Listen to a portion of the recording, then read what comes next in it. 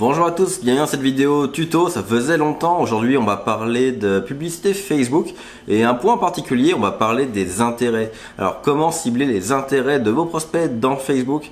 Donc là on va vraiment viser un point précis parce que je vois beaucoup de choses parmi vous, je reçois beaucoup de questions et je vois beaucoup de ciblages beaucoup trop généraux.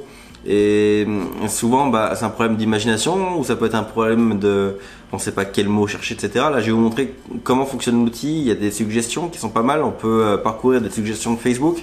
Qu'est-ce qui fonctionne le mieux selon l'algorithme de Facebook. Je vais vous donner aussi des stratégies pour réfléchir un peu à ce qu'on peut aller chercher comme mots, etc. Bref, on va passer sur les écrans et je vous montre tout ça. Ok, alors là on est dans le gestionnaire de publicité, vous reconnaissez la page, c'est là où on doit créer notre audience, donc choisir qui on va cibler avec nos pubs.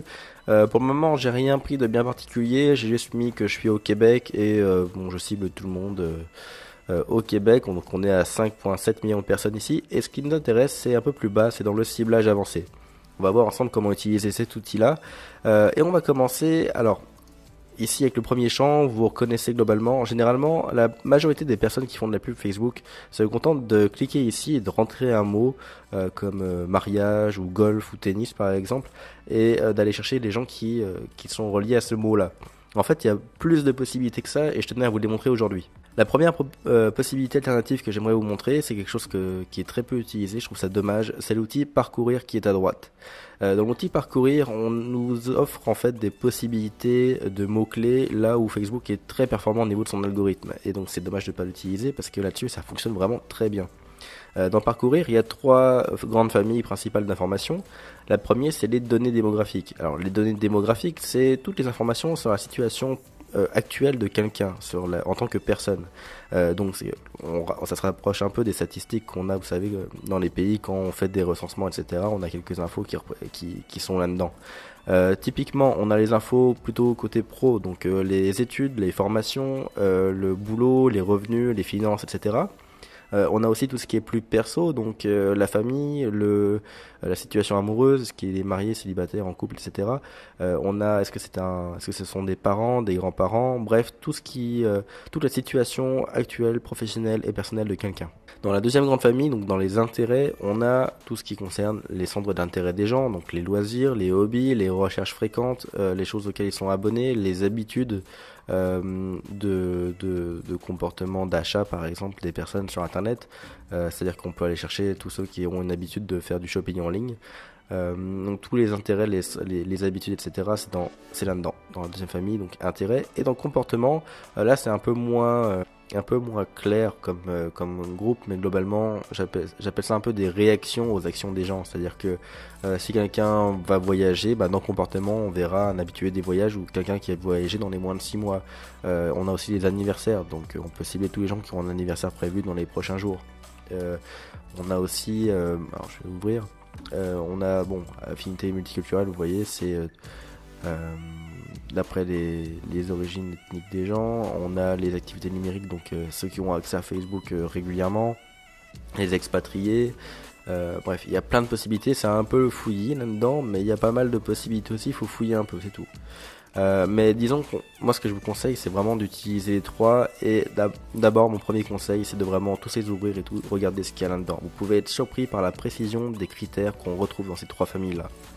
Je vais vous donner un exemple tout bête. Dans intérêt, quand on va dans affaires et industrie, on se retrouve dans finances personnelles, on peut aller chercher les gens qui s'intéressent vraiment particulièrement à tout ce qui est hypothèque, investissement et immobilier. Alors ça, pour quelqu'un qui vend des formations sur l'immobilier ou qui veut vendre son service d'agent immobilier ou autre, c'est génial. On est visé tous les gens qui s'intéressent aux hypothèques, donc globalement aux prêts immobiliers. C'est génial pour aller voir des gens qui sont prêts à acheter des biens que vous mettez en vente sur votre site web de courtier immobilier.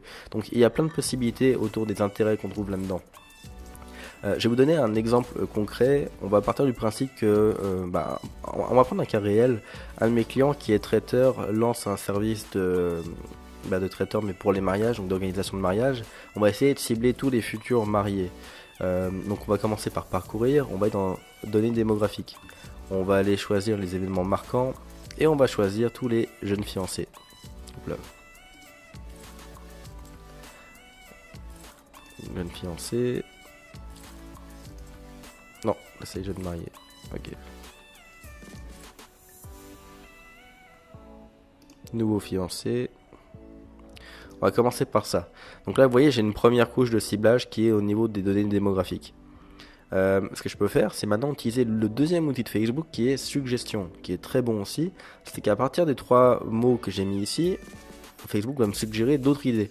Donc là, il va me suggérer par exemple en situation amoureuse fiancé, je vais l'ajouter.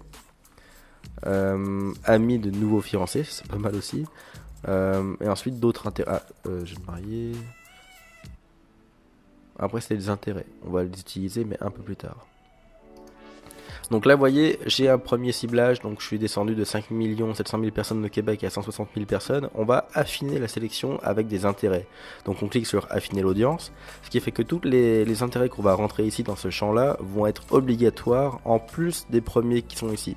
Donc, les personnes qui vont sortir devront obligatoirement faire partie d'un des groupes qui est en haut et un des groupes qu'on va rentrer là maintenant. Et là, donc, on va être dans parcourir, on va choisir des intérêts. Et dans intérêts, on va se jouer rapide et facile. On va aller dans famille et relations et prendre mariage. Donc, des gens qui ont un intérêt pour le mariage. Et encore une fois, on va compléter ça avec des suggestions de Facebook. Parce que vous aurez beau faire un très gros brainstorm avant de commencer votre avatar et votre ciblage, vous n'allez pas avoir forcément toutes les idées possibles, tous les mots-clés les plus recherchés sur Facebook en lien avec votre secteur d'activité ou autre. Donc Facebook vous aide à ce niveau-là. Donc si on va dans suggestions, on voit qu'on nous propose, vous voyez, robe de mariée, ça c'est intéressant. Photographie de mariage, c'est intéressant aussi. Fiançailles carrément.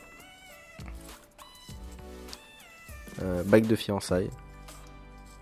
Bon, là c'est un début, mais vous voyez, on est quand même sur quelque chose de ultra ciblé. Là, on n'est plus qu'à 46 000 personnes.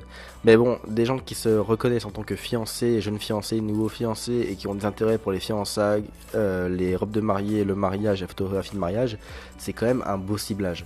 Maintenant, on va terminer d'affiner notre audience en s'imaginant que notre traiteur veut vendre un produit en ligne via Facebook.